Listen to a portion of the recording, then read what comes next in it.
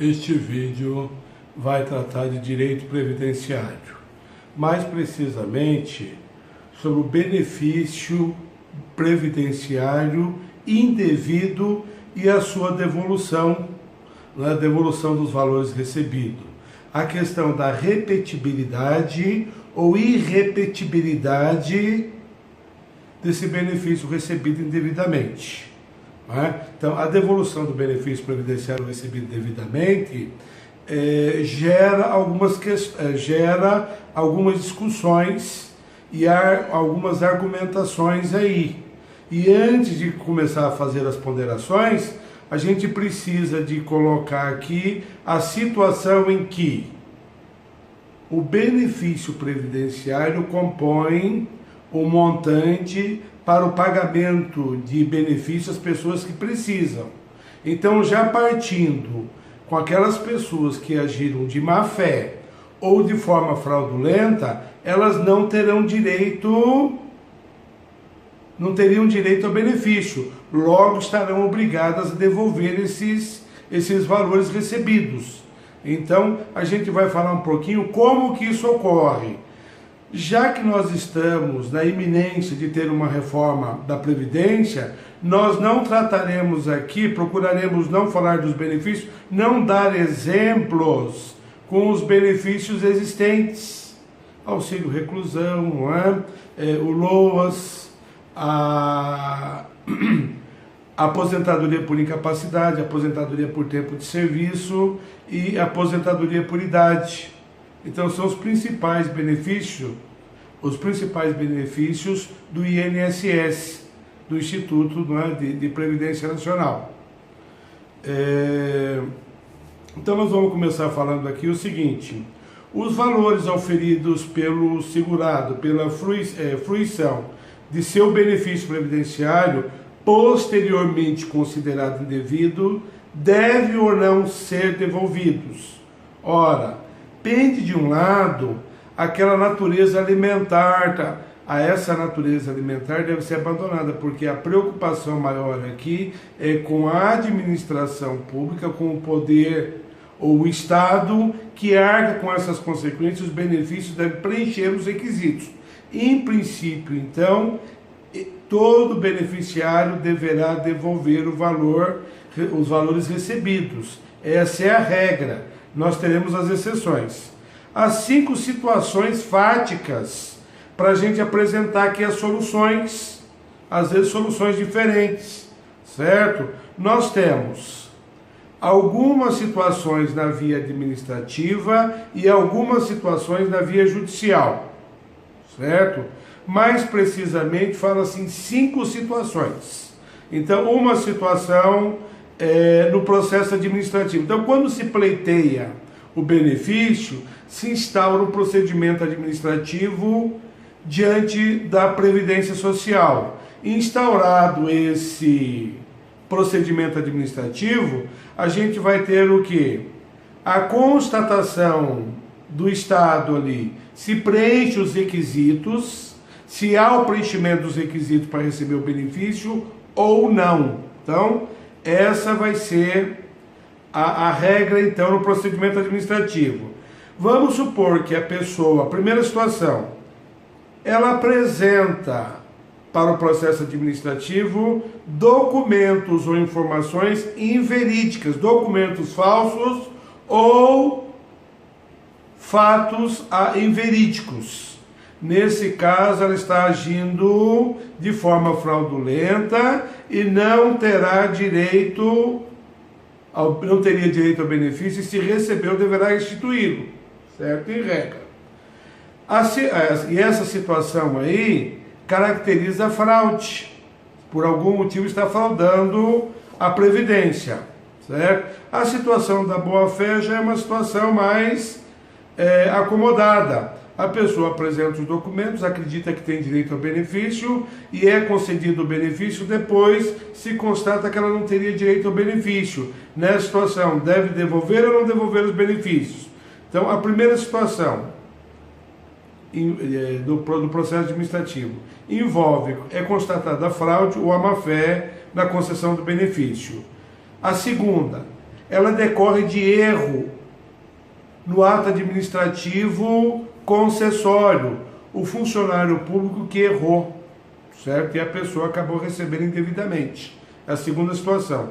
E a segunda, sem erro, sem fraude, surge motivo superveniente à concessão que provoca a sua interrupção, a sua extinção.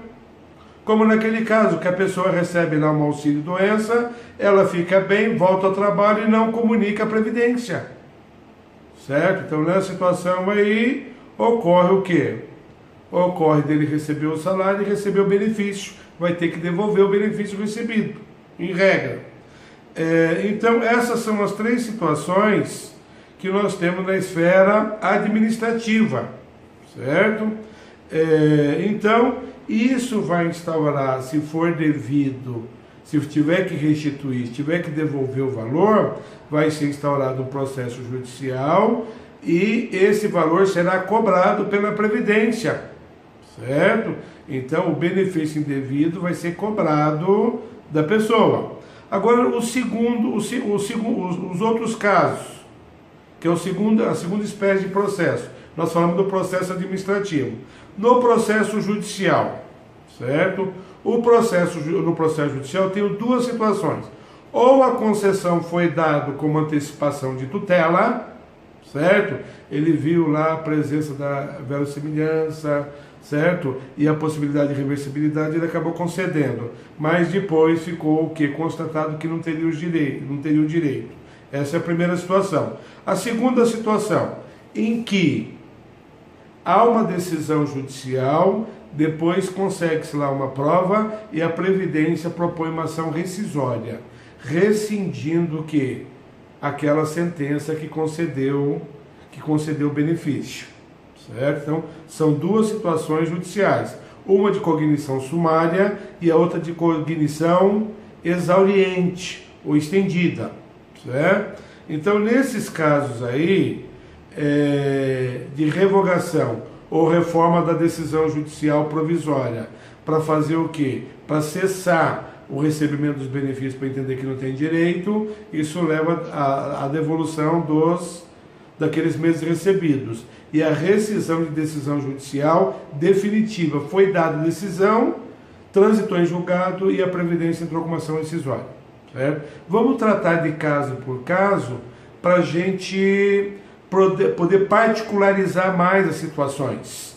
Certo? Porque uma delas pode ser a situação que você precise visualizar. Ou se você às vezes está querendo conhecer, às vezes é bom conhecer as 5 situações que nós temos aí. Primeira, devolução, a aposentadoria obtida por má fé, por meio da má fé ou por meio de fraude, certo? Todos têm obrigação de se portar na sociedade de boa fé e a fraude é crime, preciso falar nisso.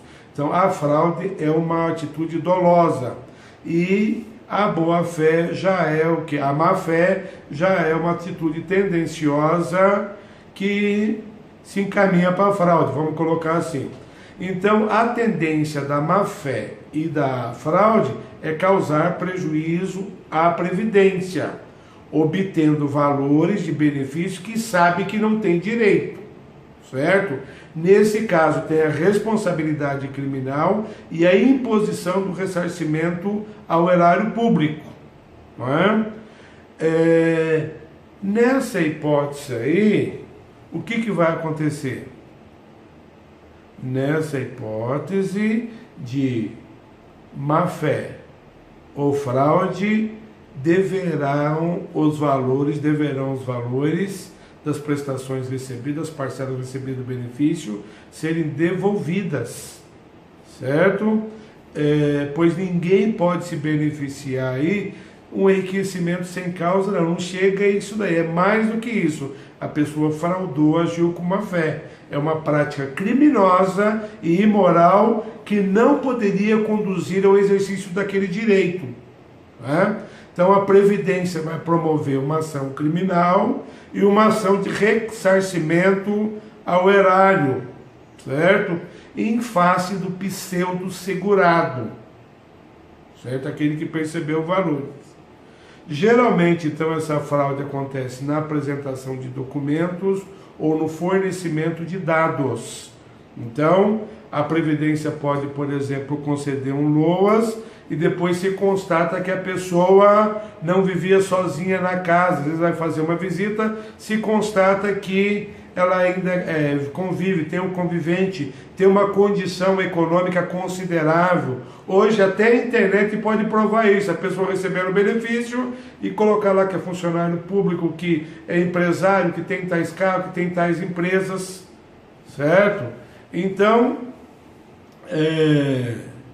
se a pessoa estiver de boa fé aí, o Supremo entendeu, estabeleceu, firmou o entendimento de que não será preciso a devolução dos valores recebidos a título de previdência social, posto que se destinar à própria sobrevivência da pessoa, considerada a circunstância que se reveste o benefício de caráter alimentar, e somando a isso a boa-fé. Ele acreditava que por meio daquilo ele estaria recebendo o benefício de forma lícita, que não havia nenhum engodo e não expressou nenhuma vontade sua em manifestar essa má-fé, certo?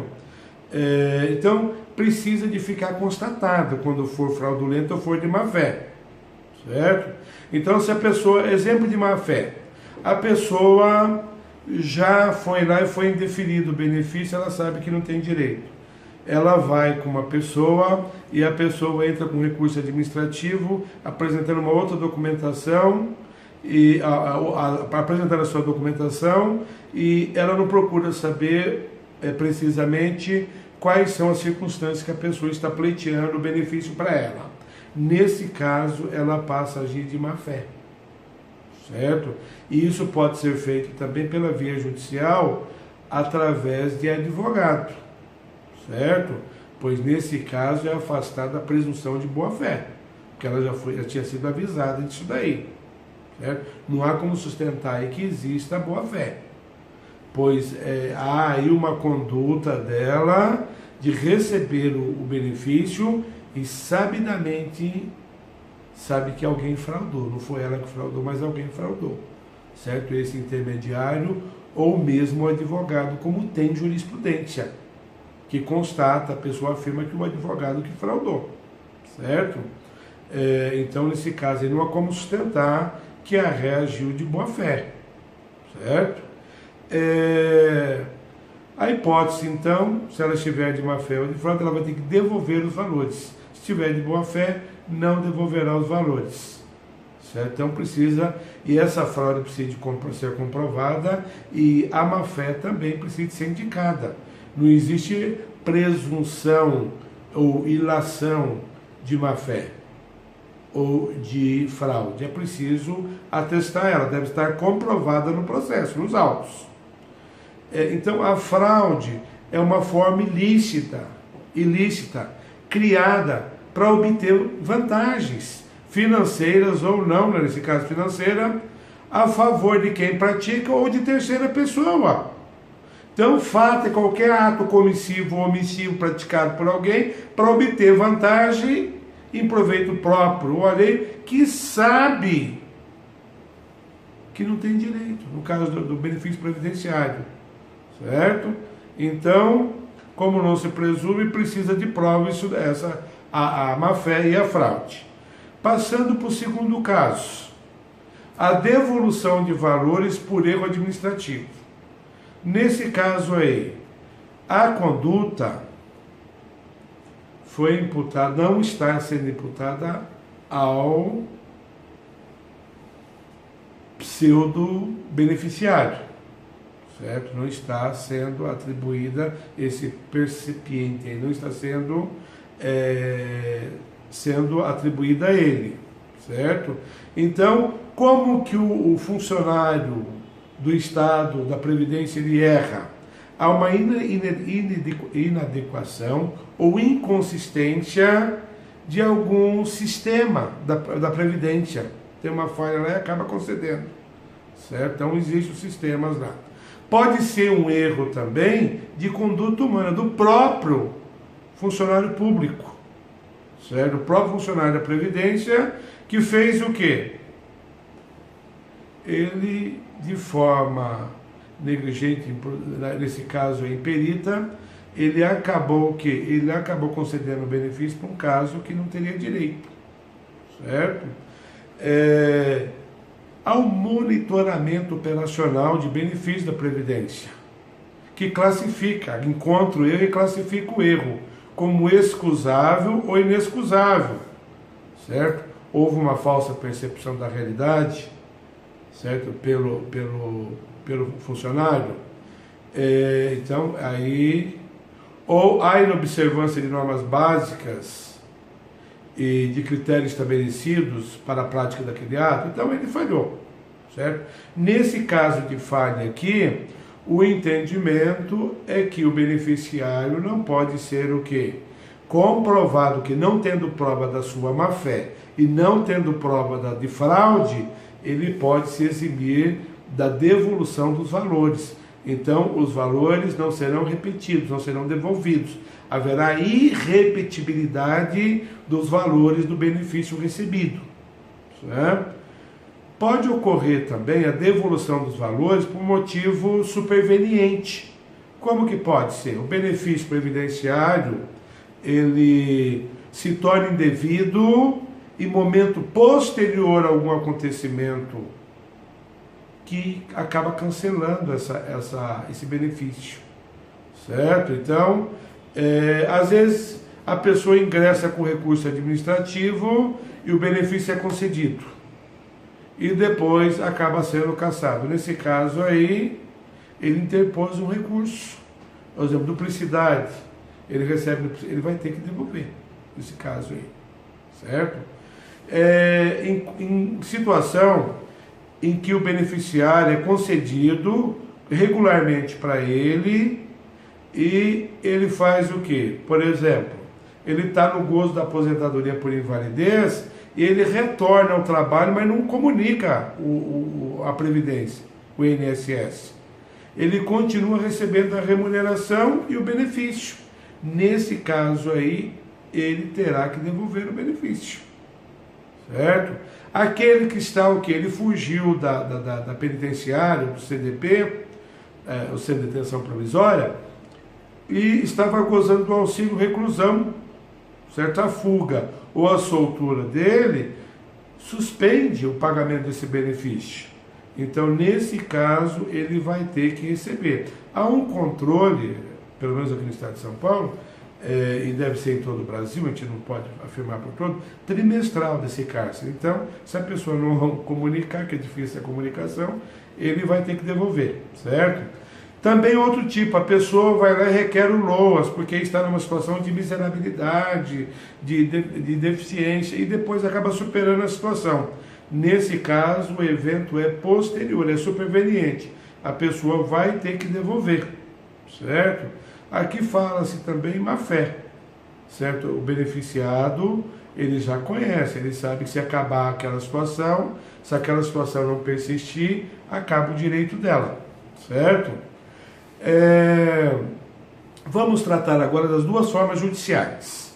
Primeira forma judicial, instaura-se o processo judicial e há uma antecipação de tutela. O juiz, ele vai e concede o benefício de forma cautelar no processo judicial a título de antecipação de tutela.